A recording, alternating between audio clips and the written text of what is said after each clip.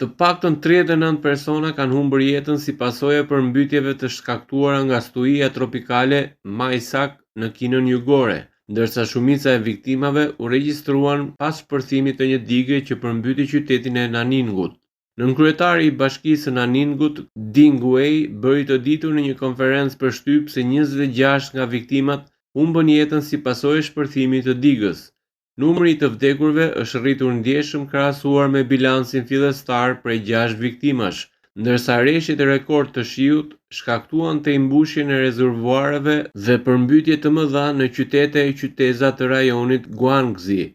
Autoritetet kanë evakuuar rreth 130.000 banor nga zonat e prekura.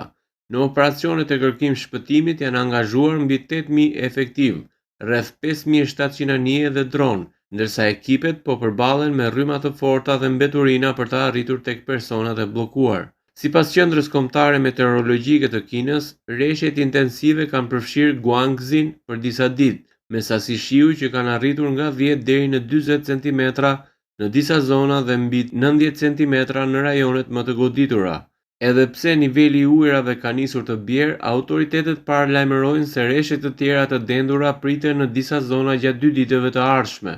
Të paktën 100 kafshë, përfshirë alpaka, dera, miniaturë dhe zebra, ikën nga kopshti zoologjik Guingang i provincës Guangxi, pasi përmbytjet dëmtuan mjediset e tyre. Kopshti zoologjik i bëri thirrje publikut të mërkurën për ndihmë në gjetjen e kafshëve të arratisura.